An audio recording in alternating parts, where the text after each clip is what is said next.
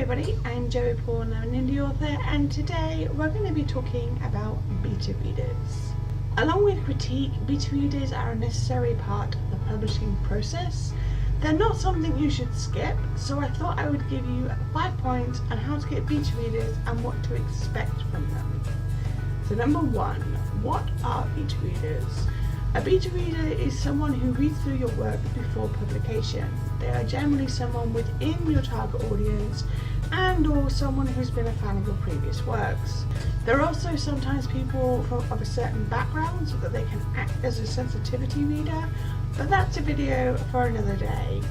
Beta readers usually read through your work once it's finished and offer critique. They usually do the reading in chunks and will then answer a questionnaire or sometimes do an interview directly following the read through. Their job is to help the author know what works and what doesn't, and if there are any plot holes and pitfalls that they have missed the author's attention. This stage is also not optional when publishing either the traditional route or the self-published route. You need betas to read through your work because otherwise you'll get to being published and then have all the problems brought up, and you don't want that. So number 2, how do you find them? I have recruited through Google Forms, through videos, through Instagram, through Tumblr, but there are also so many different ways to find them. One of them is a website called Beta Books, which I will put in the description below. This website brings authors and readers together and basically helps with the beta process. It's free to sign up, but there are some costs once you go over a small amount of betas, so it's up to you whether you use it or not. However, there are other sites like the Book Robin Hood that have a wide array of readers and is free to use. Finding betas means looking for people that are in your target audience, though you will sometimes have adults who read young adult and such.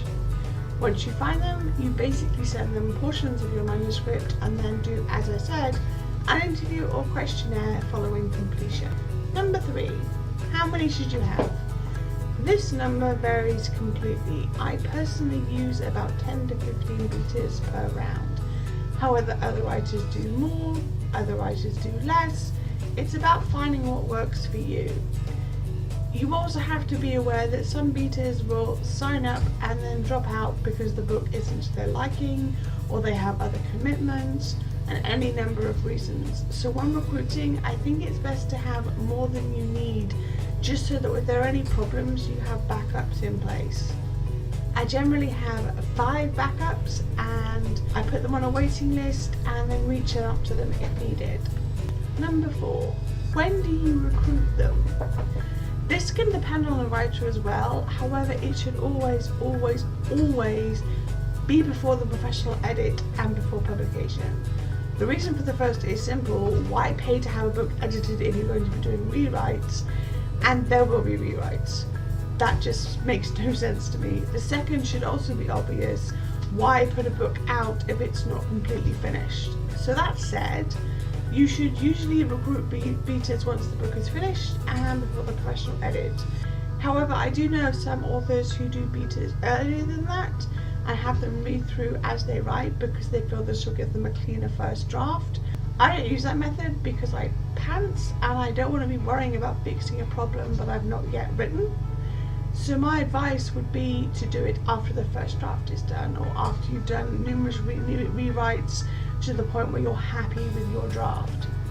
And number 5, how many rounds should you do? The simple answer to this is it takes as many as it takes to get the book done. But you should still use your own judgment on this. I will do at least 2 rounds of betas, but I have done up to 5 in the past. However, just in case it's not clear, each round should have completely different betas. The point of the beta reader is that they're reacting to the story for the first time.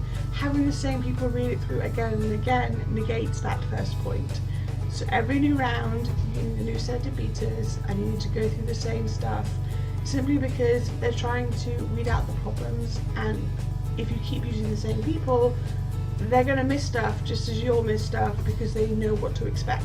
So there you have it, my 5 points on betas, what they're there for, what you need them for, why you need them, and how they're not optional. Beta readers are a necessary part of the publishing process, and although sometimes it can be hard to find them when you're first starting out, there are resources, as I said, listed in the description below that will help you with that. But you can't skip this step, because otherwise your book is not going to be finished when you put it out to be published, and that's not what anybody wants. So that's all I have time for today. If you want to get in touch with me, you can comment or subscribe. I post new videos on Thursdays. You can find me all over social media, and don't forget to check out Dark 2018, where I'll be signing books in October, all the links to which are listed below. Thanks for watching, and remember to keep writing. Bye.